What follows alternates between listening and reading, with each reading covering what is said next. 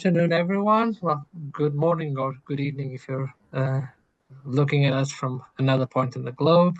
Welcome to this edition of the Power and Energy webinar series. This, as you might know, is a series that goes through many areas of power and energy and the many challenges that we face. Today's webinar is called The Tale of Two Industries, Exploring Pathways Towards Carbon Neutrality in 2050.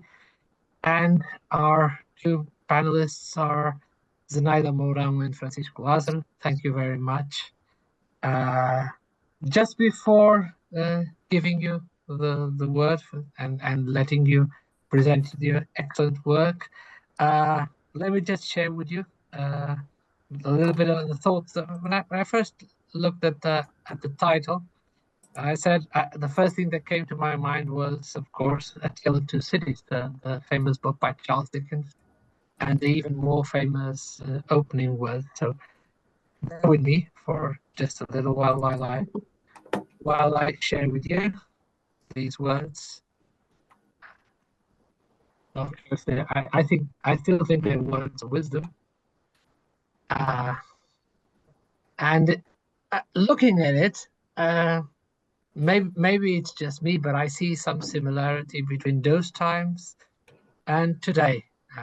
If for some reason, I do see them. So we seem to have everything available to us now in terms of technology, in terms of means, in terms of information.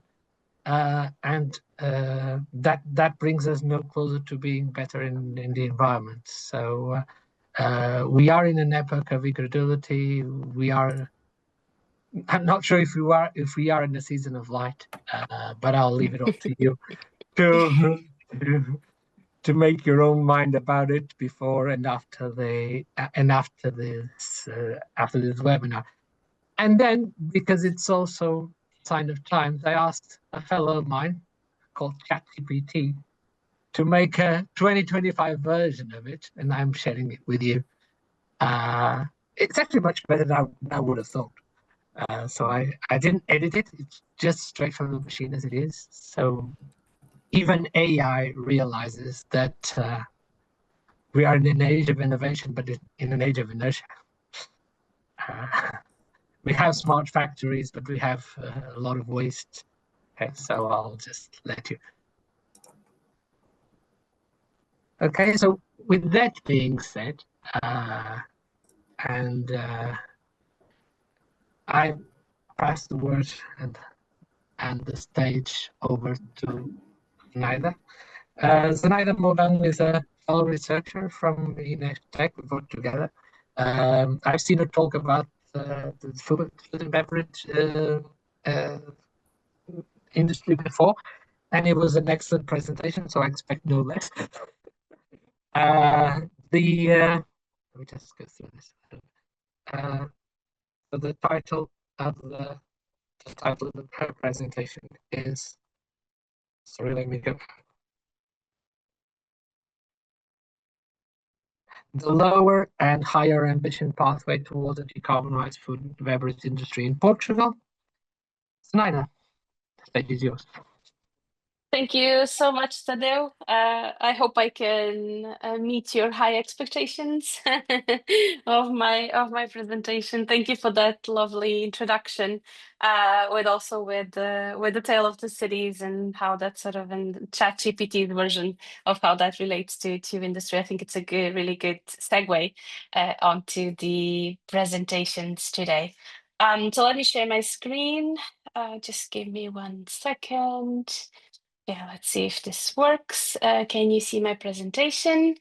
I'm going to assume that yes, you should be able to see it, and it should be now in presentation mode, right? It isn't? It is perfect. It is? Okay, perfect. All right, so the title here is still basically the old one. So what I will talk to you about is basically the scenarios of transition of the food and beverages industry.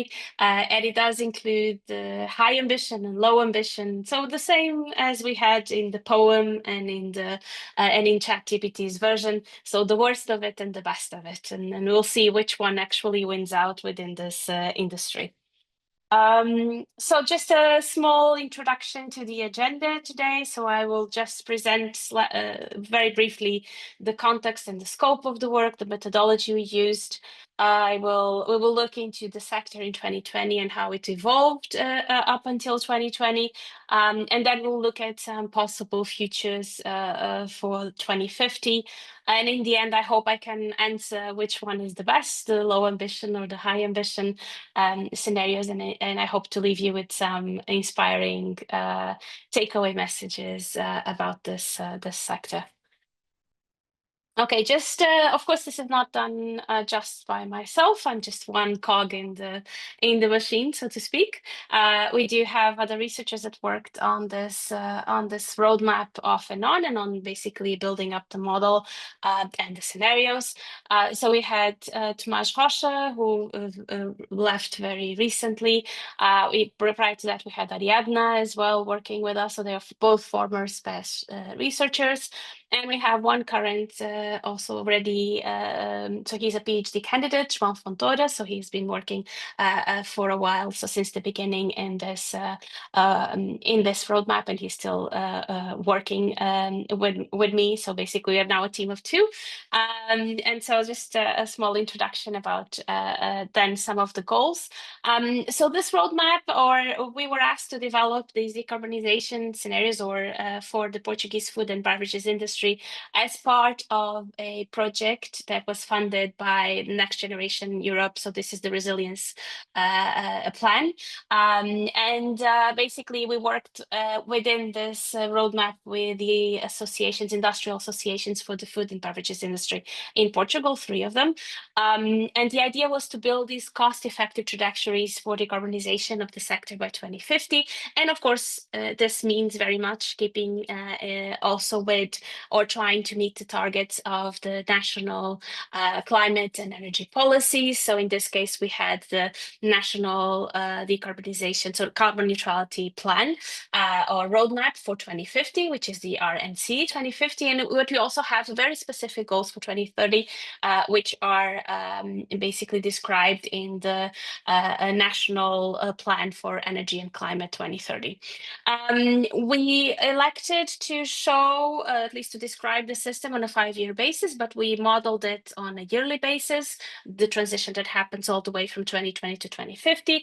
And of course, we wanted to explore different technology pathways, some very conservative. So, and I'll talk a little bit about this further on in the presentation. And we also worked throughout the building up this roadmap with the industries in the sector to validate some of the results we had. So starting from the beginning, where did this industry used to be where it is today? So if we look here at the representation on the left, so you have basically the change or the evolution of final energy consumption in 8 years prior to 2020, so between 2012 and 2020. And as you can see, nothing much changed. Actually, the major changes here was a substitution of petroleum products by natural gas. So it's a pretty sort of conservative evolution of the industry. This is pretty much very similar to if you took a picture of the other industries in Portugal, this would be the same thing that would have happened in the last, let's say, 10, 15 years. So the major change was the replacement of many of the petroleum products by natural gas. But the one thing here that you don't see in this graph is that basically while the energy, so the total final energy consumption didn't change much, so it's basically the same over the last years, the value added and the amount produced did increase. So in a sense, you have already here an increase in efficiency in the industry. On the right, you can see the greenhouse gas emissions within the same period. So you do see here some variation. This very much depends on a yearly basis on the total produced, but also very much on the decarbonization degree, so decarbonization ratio of your electricity production. So the greener your electricity, the lower your emissions. And one of the things that has been happening, so the lower greenhouse gas emissions in 2020 relative to 2012 are both related with this substitution that I just mentioned. So basically replacing petroleum products by natural gas, but also some replacement of systems in the industry, which mean higher efficiency. And additionally, we also have observed since 2012 quite a very significant decrease in the emissions factor for the electricity, which is also a part of this reduction. Sorry. So as I told you before, so we had to model the future based on targets that we had for the industry, or in this case, we modeled the targets for the industry based on the national targets. And this national target is for the national system as a whole. So the national energy system includes all the sectors, all the different transformation pathways. And so in terms of the targets we have is now it's about 55 to 65% reduction until 2030. We use the 55%, and then we have a 90% reduction in greenhouse gas emissions by 2050. This is, of course, relative to 2005. That's the reference year used in both documents.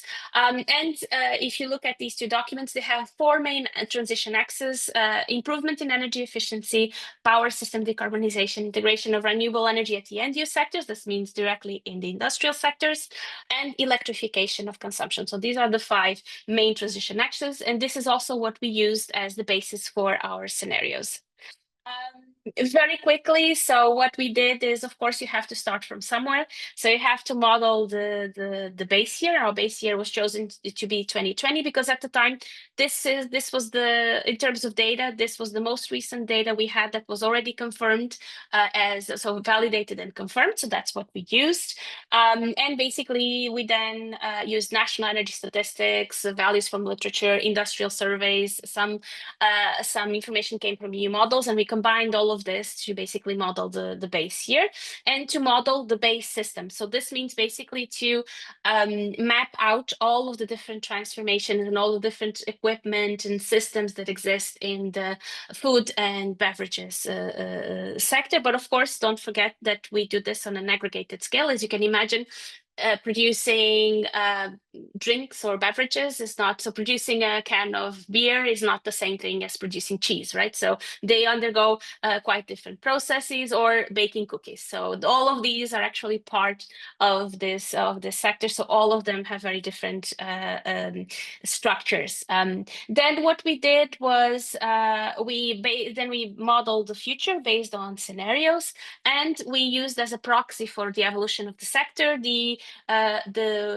growth in gross value added for the industry, and that's basically our basis to then model overall demand for different processes, and then we model the whole system, which is basically what's represented here. I've already said all of this. Just to what I wanted to mention here. So these are the 5 steps we took. This is sort of a diagram of a representation of the model we built. And in terms of, we also developed a couple of tools. So we have a bespoke Python simulation model, which can be used, and we actually have adapted it to other industries, and it's we have it available, so it can be adapted to further industries. And we also have a Python code to take the output from the simulation model and then do a lot of the different visual representations. Some of them I'll be showing here today. So what type of measures we modeled? If you link back to the type of measures that I was talking about, all the 4 main transition axes, so this is very much based on that. So we looked at technology substitution. This means basically if you have a lower efficiency natural gas boiler, you can substitute it by a very high efficiency natural gas boiler, or you can actually change also technologies and vectors. So this would be mainly, for example, going from a natural gas boiler to an electric boiler. We also have the energy efficiency improvement. This pretty much happens, and we have this hard-coded into the model that each time you improve the efficiency of your so basically you change your technologies, you improve the efficiency of the technology, even they're the same in terms of the same type. Then we have process energy efficiency improvement. That means basically if you needed a certain amount of energy to go through the, for example, baking, in the future you'll need less because your process itself is going to be more efficient. Also things like the energy vector decarbonization, which is basically related with things like decarbonizing the electricity generation, so fully decarbonizing the electrical system. And of course, new sources of energy, if you consider, for example, biogas and hydrogen and, for example, synthetic fuels.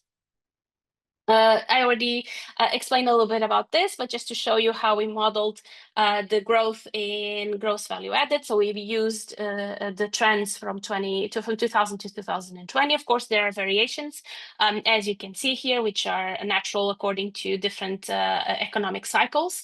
And one thing we did assume, and this is a very important assumption, is that we have no changes in productions. That means basically what we produce today is what we will produce in 2050, which of course is a big assumption. Okay, so we of course had to look into, if you're looking to simulate the future, we need to look into how costs are going to evolve, costs of technologies, costs of different fuels. So you use energy and you're going to, industries are going to buy them. So the energy that they need, partially they're going to produce locally the energy that they need. So we have to also have trends for the future evolution of the different energies, so different energy vectors. And this is precisely what we have here. So what you can see is that hydrogen, which is in light blue, and then electricity, which is in yellow, are the highest cost energy fuels. So basically, or energy vectors. So if the industries need to acquire them, they're going to be more expensive than everything else. So pretty much the picture we have currently.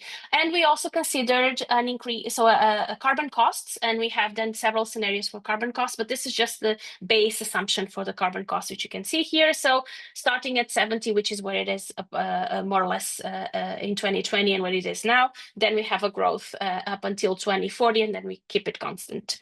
So what sort of scenarios did we consider? So one thing we wanted to look at, so we considered more conservative and more ambitious scenarios. And one thing we wanted to really test was, what if we do nothing? So we have one baseline scenario, which is 2050, like it's 2020.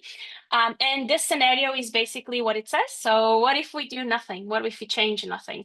Because the common wisdom is that if you are very conservative and if you don't make any changes in your system, that's usually the one that has the least cost because you won't be changing much. And then we wanted to also produce a scenario, which is the typical one that we always have in these analyses, which is what we call the business as usual, which should be actually progress as usual, which includes basically what if our system keeps evolving more or less at the same trends it already has.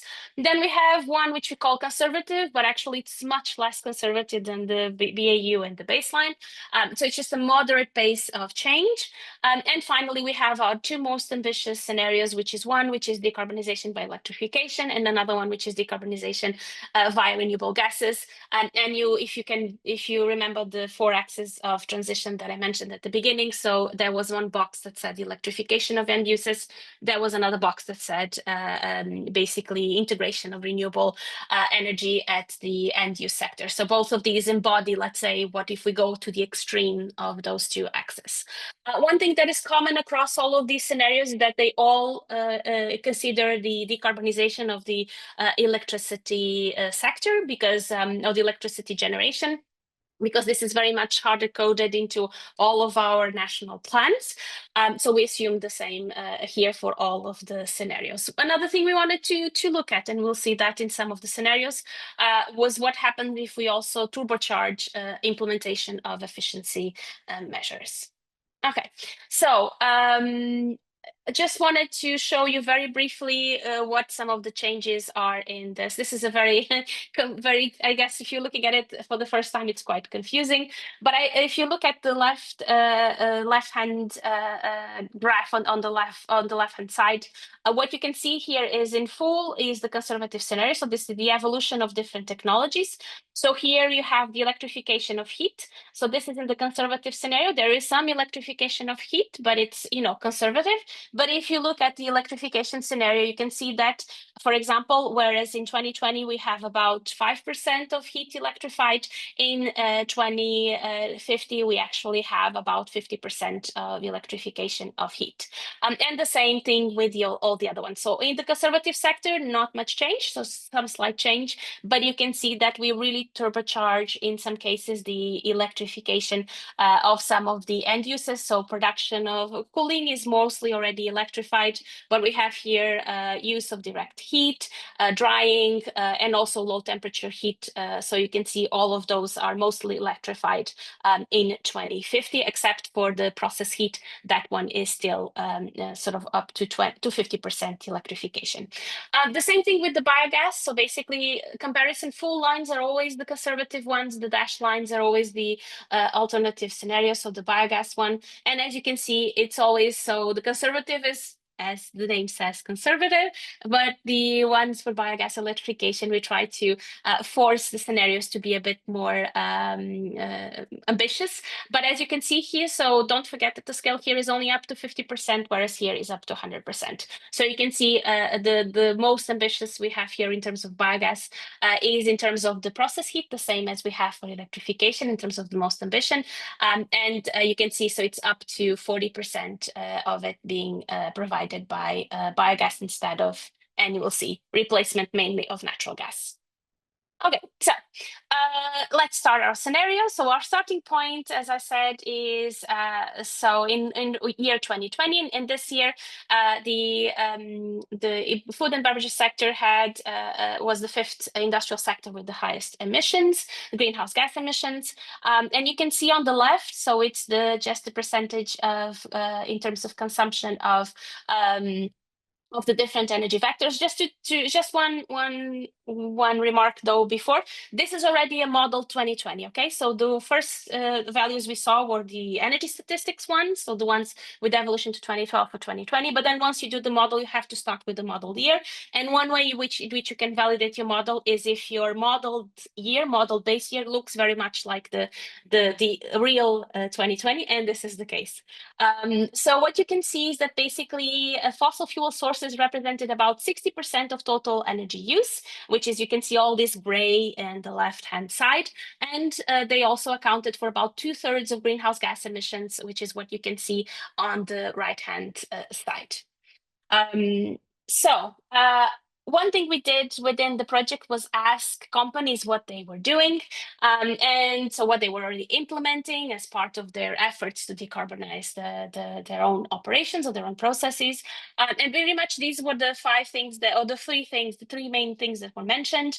The installation of solar PV systems, mostly without batteries, energy efficiency improvements, mostly many of them mentioned more efficient lighting. Some of them mentioned some already implementation of heat recovery and reuse, and the electrification of cargo handling equipment. So this was mostly what we had mentioned. But if we actually compare this to the starting point, so basically to what the energy use in the industry looks like now, what you can see is that heat represents 60% of the total use of energy, and thermal use, which is this yellow here, is actually 90% of the total use. As you can see, for the heat part, which is this, so most of it is not electrified, so it uses about 86% of fossil fuel sources. And what the companies were doing, if you remember, was electrification of cargo handling equipment, more efficient lighting, and introduction of PV. So it has almost no impact on the real sort of lesser chunk of the emissions, which are related with the use of thermal energy, and more specifically with the use of heat. So looking now at the scenarios, So in our 2050, like it's 2020, so we do absolutely nothing. You have on the left the evolution of the energy consumption. So what is happening is basically your production, total produced is growing. So that means also the energy use is also growing.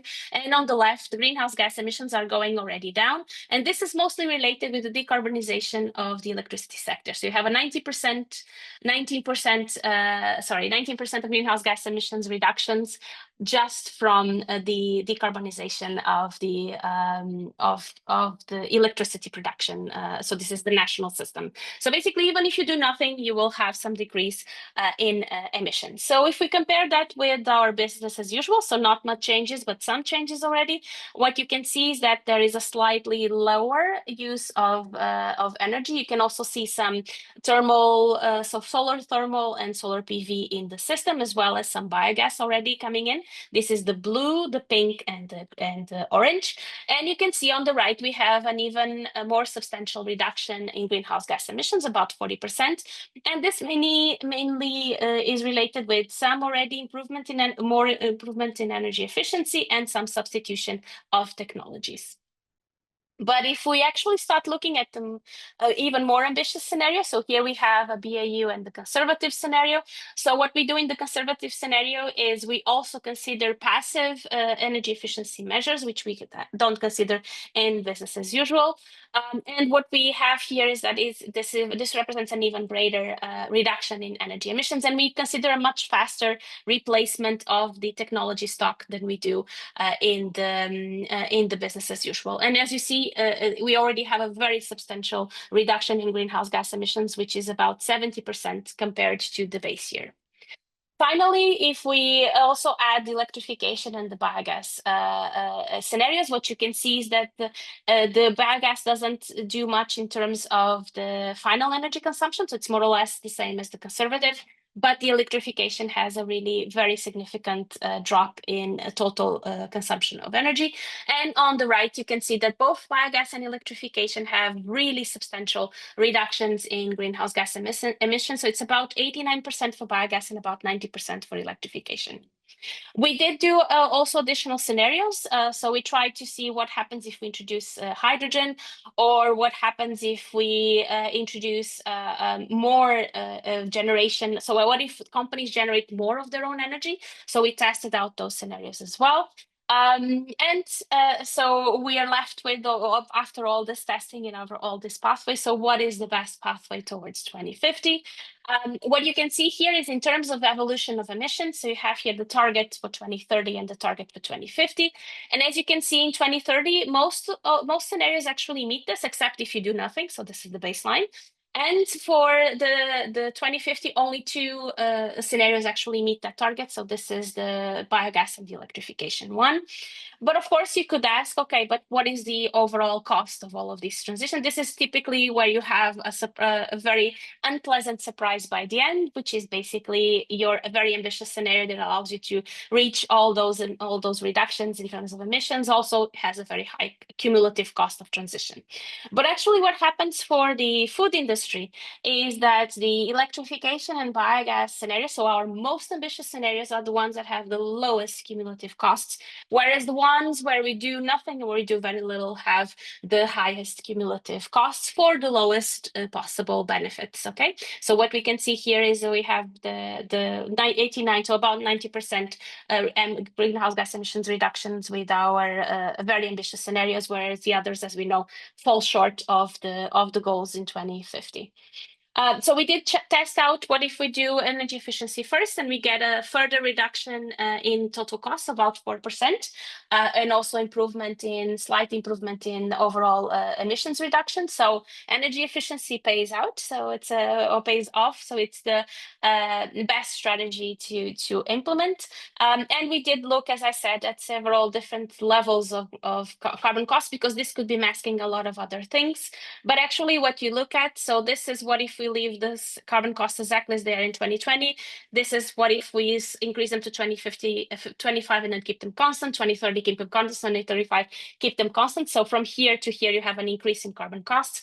And what you actually see makes no difference. So still the most ambitious scenarios are the ones that have the lowest cumulative costs, except for the conservative, which is very close in terms of cumulative costs in the list. So if the carbon cost is the lowest, same as today. Finally, just some messages. I've already mentioned all of them. The main message is if you do nothing, you have the highest possible cost. So inertia is actually really bad for the competitiveness of these industries, because the most ambitious you are in this sector, the lowest your total costs in 2050, even if you consider both the investment costs as well as the operational costs. Of course, you have two alternative pathways to get there, either through electrification, which is the one that has the highest energy efficiency, or through biogas introduction. I'll just leave you with this. This is my last slide. So we did do also a decarbonization pathway. So literally describing for the different industries what are the steps in the decision starting in 2020, and then sort of having it in 3 stages. So every 10 years, what sort of systems would they introduce and what sort of decisions they would have to make. All right, and this is it. Thank you so much. Thank you very much, Zenaida, for your very complete, very clear presentation. You more than met my expectations, which were really high. Thank you, Tadeu. Okay. Before we go on to the next one by Francisco, let me just remind everyone we have a Q&A section, so you can just click on the Q&A and leave a question, and perhaps we'll have a quick, small discussion at the end where I can forward your questions to our presenters today. Okay, next we have Francisco Lázaro. Francisco Lázaro is a researcher at INESC. He's our, let's call it, next door neighbor. Unlike Zenaida, I haven't had the chance to listen to his presentation before, so my expectations are even higher. On that note, please go ahead, Francisco. Hi, everyone. First of all, I would like to thank for the invitation and the opportunity to present work we develop in INESC. Today, I'm going to present a project developed for the metal sector in Portugal. The main objective is to identify technologies and energy vectors that will help achieve the decarbonization targets. This project, this work was carried out under the Carbon Free Guide for Metal project, co-funded by the European Union. This is a screenshot for the project website. In addition to the decarbonization roadmap, other tools were developed, such as a carbon footprint calculator, a tool to help to identify energy efficiency measures. So I invite you all to explore and make use of these tools. In this presentation, I will address 3 main topics. First, I will look at the sector energy consumption and identify the many energy currently in use. Second, then we will explore the decarbonization targets set to the sector and the potential solutions and the technologies that can help achieve these goals. And finally, we will present the results obtained for the modeling this project. First of all, the sector is characterized by high electricity consumption, accounting for around 65% of total energy use. This is mainly due to the nature of the associated manufacturing process. The remaining energy consumption comes primarily from fossil fuels, which are the mainly used to generate thermal energy in the industrial ovens. The most commonly used fossil fuel is natural gas. As you see, the electricity emission factor in Portugal has been decreasing thanks to the strong adoption of renewable sources. The green gas emissions associated with the electricity consumption are relatively low.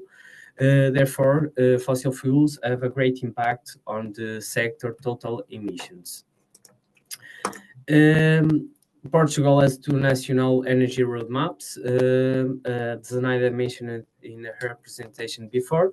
So in this case, for the metal sector, is expected to reduce green gas emissions by 55% by 2030, and by 2050, the sector is expected to achieve 72% reductions compared to the 2005 emission levels.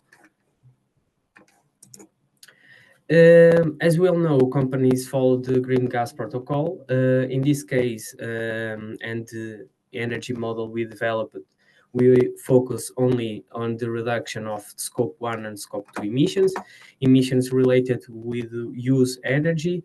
Companies should focus on this also because they are the most controllable on their operations. Given the context, it is important to understand the current situation where companies stand today and whether they are already taking steps to meet these decarbonization targets. These studies come from European level study by International Energy Agency. It showed that very little progress has been made so far. As you can see, the major industrial sectors which also to have the highest environmental impact are still far from reaching their goals. Most of them are marked in red, indicating they are off track. The same applies to many of the key measures needed to decarbonization, such as energy efficiency. So there is a lot to do and the time is running out. To achieve decarbonization, it is required to adoption multiple complementary strategies, such as energy efficient measures, reducing primary energy consumption, lowers environmental impacts, while also decreasing the energy costs. Adoption of green fuels, such as green hydrogen, biomethane, and biomass. We can also use digitalization and monitoring, implementing systems to detect energy efficiency early. You can use sensors, smart controls, and data analysis. For example, sensors that automatically switch off equipment when not in use. Another is to use circular economical principles like heat networks, making use of waste heat from near industries or facilities, reducing fossil fuels dependency, make the sector more resilient and more sustainable. The industry also can use the clean energy production, installing PV panels or other renewable energy source for on-site electricity generation. And finally, use the technologies of the carbon capture. This should be considered a last resort option, important for meeting decarbonization targets, whether other solutions are not sufficient, but typical, more costly and more complex to implement. Now, looking in more detail at decarbonization strategies, let's start with energy efficiency. Companies should follow 4 steps of action plan.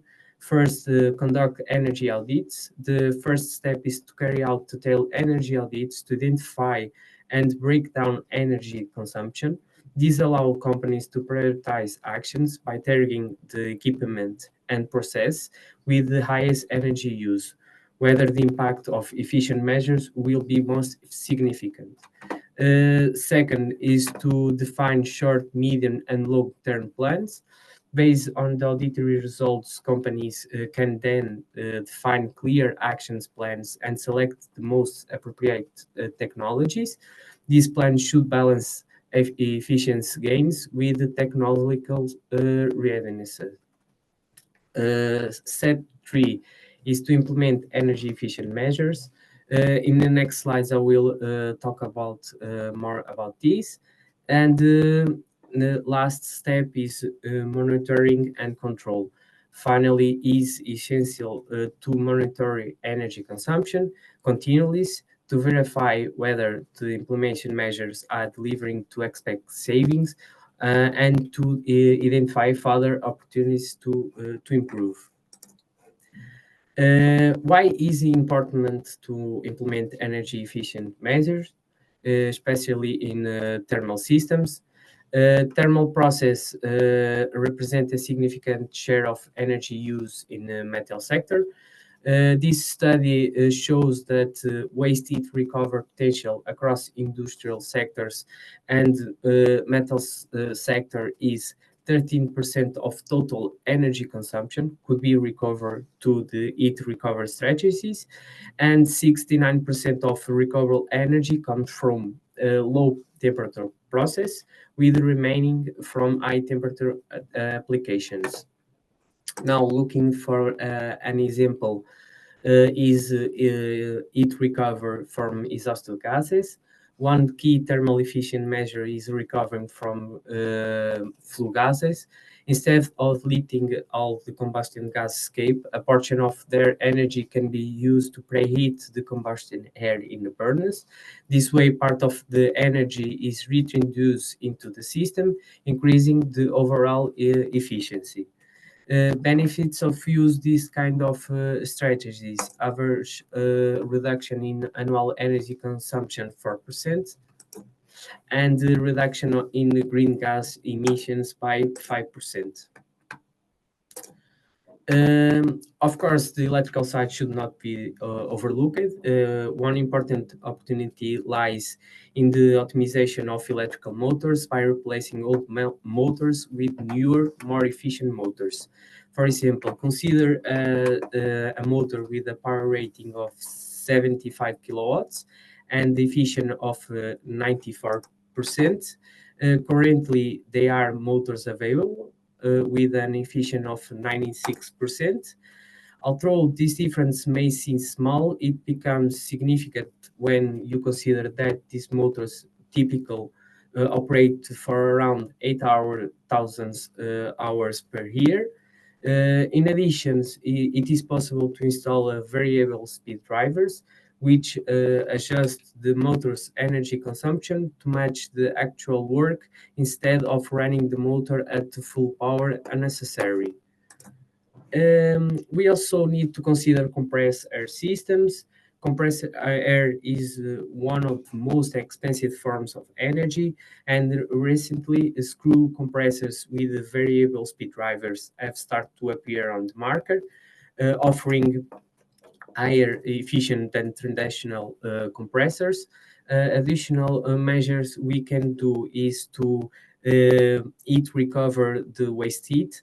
Around 8% of electrical energy consumed by the compressor is converting to waste heat. This waste heat can be recovered and used, for example, to preheat the water in a boiler. Now, looking for the other decarbonization strategies, let's start with the electrification of thermal process. For example, a hybrid furnace. These technologies can use gas for helping ramps and electricity for the holding zones, allowing a reduction in preheating time by up to 50%, saving both time and energy. Additionally, the electrical component provides more precise temperature control, which results in better and more consistent product quality. These systems are 15 to 25% more efficient compared to the traditional systems, partly because the electrical heating does not produce exhaust gases. Another promising technology for decarbonization and the process efficient improvement is the heat pumps. Heat pumps with a coefficient of performance 3, meaning that every kilowatt hour of electricity consumed, they can produce 3 kilowatt hours of thermal energy. They are very versatile device capable of producing both heat and cooling, and can use low temperature sources boosted to require level for industrial process to increase overall efficiency. The development state of heat pumps varies by the temperature range. Up 80 degrees, heat pumps are already commercially available. Between 100 and 200 degrees, industrial scales tests are ongoing, and above the 200 degrees, heat pumps are still in the development stage, but they are expected to be commercially available by 2030. Of course, another key to the decarbonization strategy is adoption of renewable gases. In Portugal, given to the relatively recent installation of the natural gas network, The infrastructure is already prepared to accommodate hydrogen and biomethane, which reduce the needs for significant new investments. However, the entire value chain for this gas still need to fully develop. It's important to highlight that green hydrogen significantly reduce green gas emissions, but the industrial updates are necessary. For example, modification on the burners and the safety systems. Biomethane can directly substitute natural gas without requiring any changes to existing infrastructures. Partly, it is also possible to use biomass as energy source, reduction on green gas emissions, but some challenge, like being a high temperature process, biomass requires a large and consistent supply to ensure the proper operation. This demands adequate logistics and transportation, and additionally, this system generates significant amount of waste, which increased maintenance costs. In terms of energy production, the sector can use PV panels and solar collectors. These are well-developed technologies, and Portugal has excellent solar radiation potential due to the geographical location and climate. The average annual solar radiation is very high, as the number of hours of sunshine. In terms of the carbon capture, there are already technologies available that enable the removal of CO2 from gas streams. However, question remains regarding the subsequent use of transportation and storage of the captured CO2. This challenge creates uncertainties that heighten the widespread adoption of these technologies in short and to medium term. Now, I will present the results of the energy model developed for the metal sector in Portugal. For this simulation, we use Osmosis software. Osmosis is an open source energy modeling system. It's a tool that, based on energy demand, identify cost-effective energy pathways. In other words, it determines which technologies or energy vectors should be prioritized, those that are more economically viable for the companies to invest in. All of this is done while respecting the decarbonization targets, ensuring that proposed solutions not only reduce emissions, but are also aligned with economic viability. The energy models lies on three main inputs: energy vectors, manufacturing process, and energy demand. In terms of energy vectors, a sensitive analysis must be performed to determine the cost evaluation of each energy vector over the analysis period. Additionally, the emission factors are considered. For example, Portugal aims to have a fully decarbonized electricity grid, which significantly impacts the model's emission assumptions. In terms of the process and the technologies, it is essential to characterize both current technologies and identify future alternatives. And in case of energy consumption, to make the model as realistic as possible, energy demand projections are needed to entire analysis period. In this case, the projections were based on gross value add, evolution of the sector. The model focus on the metal products subsector, and the overall demand was aggregated by key manufacturing process, machining, shaping, cutting, heat treatment, surface treatment, and welding. To explain in more detail the model, we can use an example for heat treatment. In this case, we'll start to gross value add, from which we extrapolate energy consumption.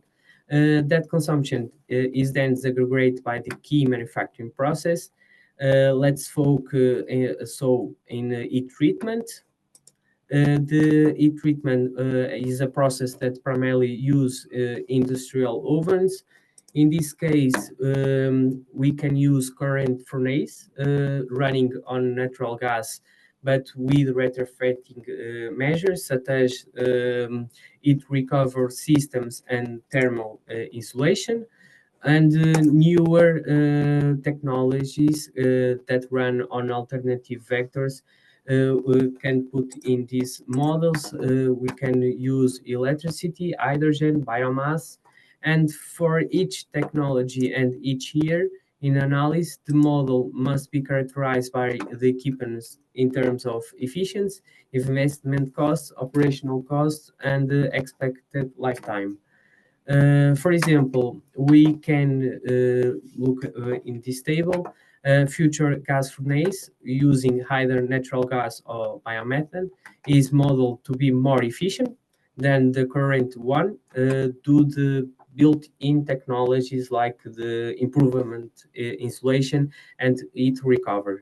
This increase in efficiency come with a higher investment costs, and once a technology is selected, the model identifies the energy vector it depends and calculates how much of that energy source is required for operation. The osmosis model repeats this process for all available technologies, vectors, across all the time frame and selects the most cost-effective pathway. Now we have the results, the evaluation of final energy consumption in the sector. As you can see, the model select the hydrogen, natural gas, LPG, PV, electricity, biomass, and biomass.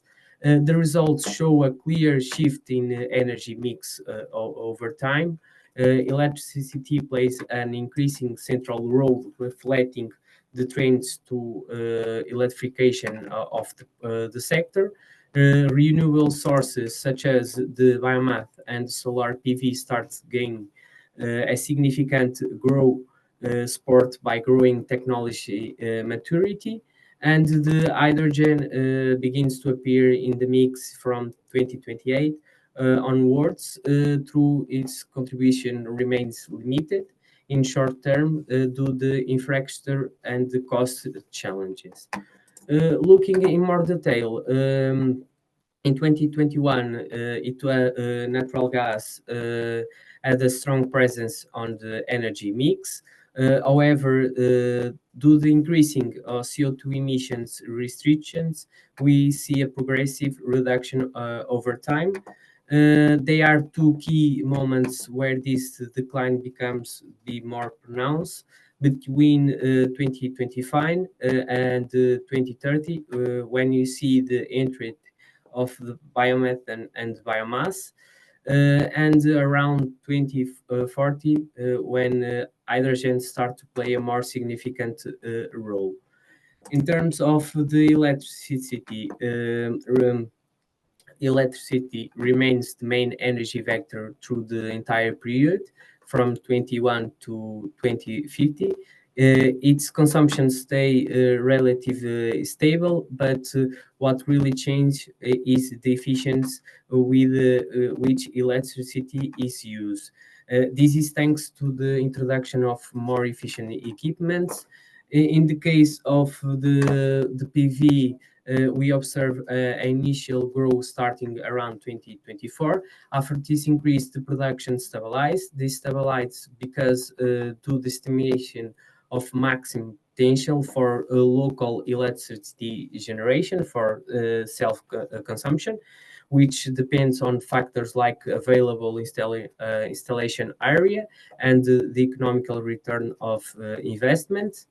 In terms of the biomethane, this is the energy vector enters in the mix in 2025 and experience a strong initial growth. One of the main advantages is the biomass can directly replace natural gas. Biomass also enters in the energy mix in 2025, but its utilization remains relatively low compared to the other energy carriers.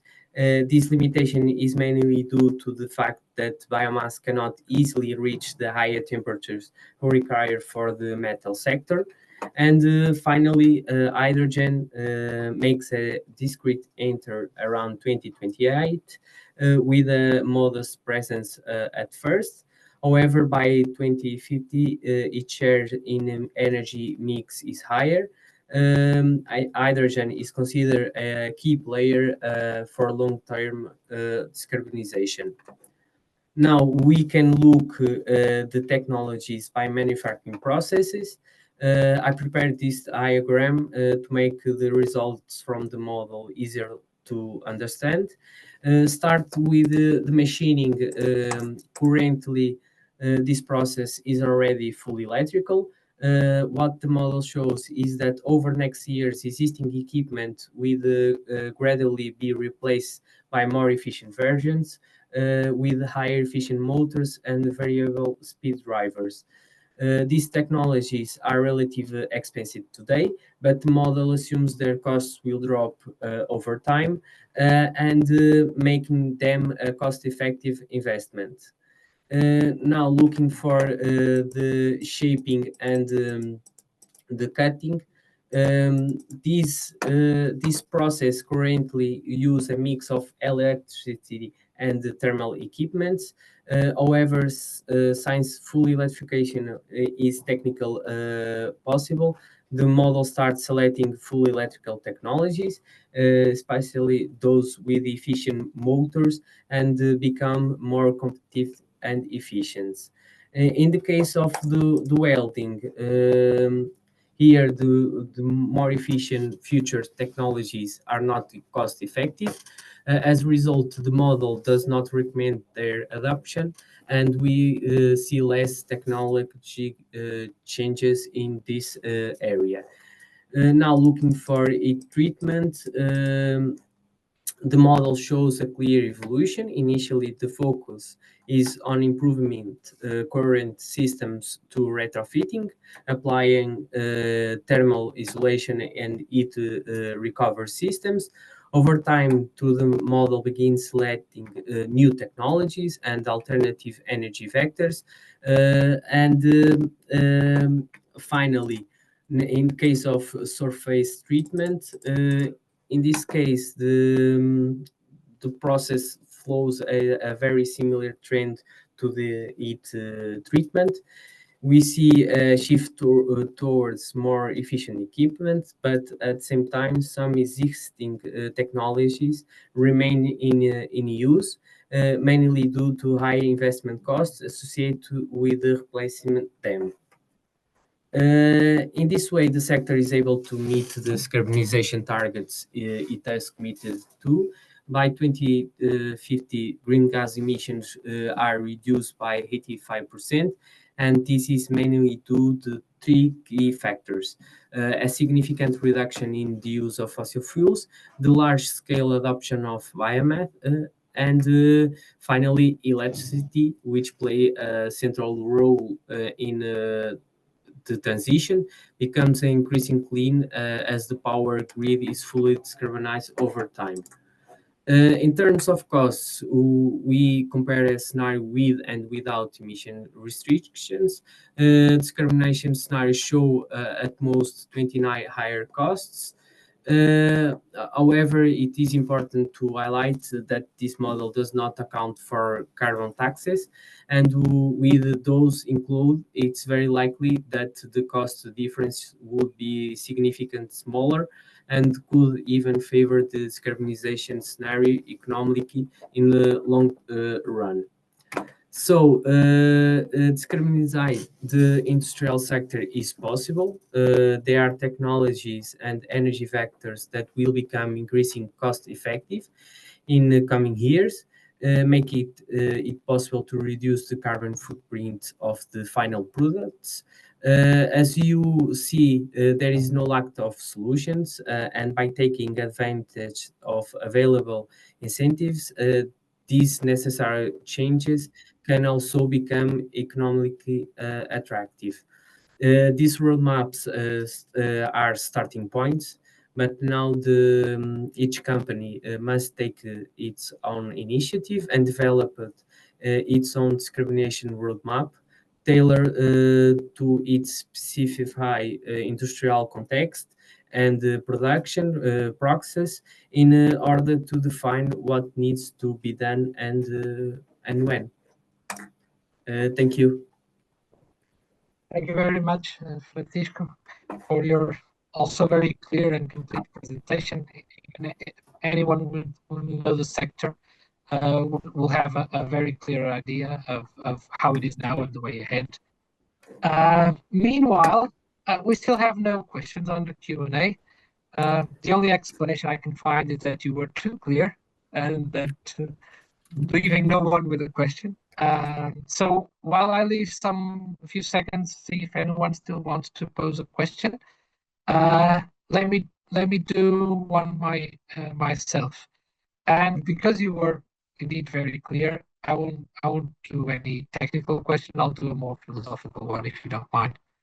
I won't go back to the best of times or the worst of times, but I'll go to this. I believe, and you've been good examples of this. I believe we have the tools and the means to predict, to anticipate. We have the roadmaps. We have clear indications of what can be if we take action and what will happen if we don't take action. So I think it's not working, even though we have the clearest and the best communication ever and the best tools ever. I don't think it's working. So I'd like to hear your insights on this. And let me do like a secondary question, which would be, in your opinion, which works best? Telling people, let me put it into lay terms, it can be a lot better if we do this, or it can be a lot worse if we don't. Over to you.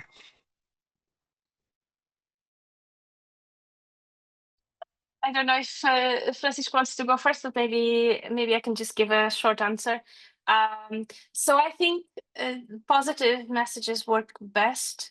So telling them it can be much better if we do this, I think would work better than telling them this could be much worse. I think sadly that's sort of how we all operate. And not so much on the negative side, but mostly on the how it can improve the current situation. And especially with companies, they react to the economic and financial incentives and signals. And with the industry, I think there are two things that work against any change, even if it's something for the better. First is you have to do an initial investment. If you need to change, that means you need to invest in that change. And sometimes it's hard to incentivize the change unless there are some actual financial incentives that either pay partially the initial investment or in some cases even with a good chunk of that initial investment. And even in those cases, there might be some additional hurdles, which is once you introduce a new system in industry, it's going to be a different system from what they had before. And in those cases, it may mean you have to retrain your personnel. It may mean that if it's a very new system, that maintenance might be an issue because you might not find easily the person who comes and does sort of the revision of your equipment and does additional maintenance that is needed. So there are additional hurdles that are not direct with the choice of let's go for the more efficient equipment or the newer equipment or the one that reduces the greenhouse gas emissions, but additional hurdles that come with changing basically. And also industries have a very much optimized system. So they've optimized everything. So something on top of something on top of something. And if you change one part of the system, it might mean that it will have some kind of domino effect on the rest. And that will mean basically your margin of profit might be affected. And so they are really not very keen on changing anything that has sort of might have a domino effect on the rest of the production. And I would say the last factor is how long term do you think about things? So the industry don't plan really in 30 years period. So they are probably worried with the year, definitely maybe 2-3 years, maybe even 10 years down the line. But where you see really the accrued, let's say the most benefits of this long-term planning is that if you look at your system 25 years down the line, it's a much cheaper system if you have done the initial investment, because your operational costs are also going down. You can think about a personal choice to drive a diesel car or an EV.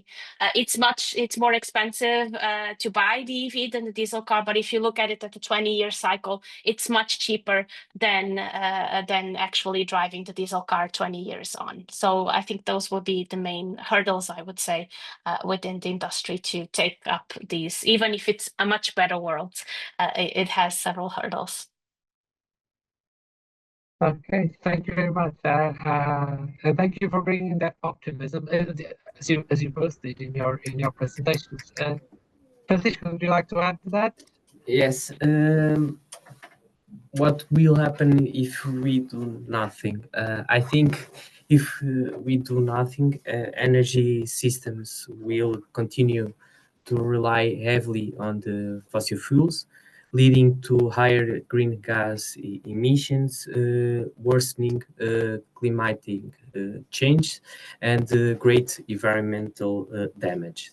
Economically, companies may face increasing of the costs to the rising carbon prices, strict regulations, and great exposure to the energy price volatility. For small and medium size companies that we have in Portugal, this could reduce competitiveness or even threaten their survival. It's definitely better to take an action, even if there are unprompt costs. Investing now in energy efficient, renewable technologies and sustainable practices may seem expensive, but doing nothing will likely be far more costly in the long term, but economically and environmentally. Delaying actions increase exposure to the future carbon prices, energy insecurity, and regulatory risks. A message for the companies: understanding the energy future is a longer optional. It's extraction advantages. Tools like osmosis can help the companies reduce costs, improve resilience, and prepare for the next years. Investing in energy planning today is investing in competitiveness tomorrow. Okay, thank you very much, Francisco, for that good insight on the future. And well, let me take a moment to thank our attendees, and also, of course, and most of all, to thank Zenaida and Francisco for their excellent explanations. Let me sum up by also saying that the two sectors that we address today represent a massive chunk of those that contribute to greenhouse gases emissions. So what we've seen today in this, as I have in this webinar, is that we have roadmaps. We have a way ahead to decarbonize them, so that there is a way. Hopefully, there is a will. So most of the work is done. I just have to put it to good use. Okay, thank you very much, everyone, and see you next time in the Power and Energy webinar series. Thank you, everyone.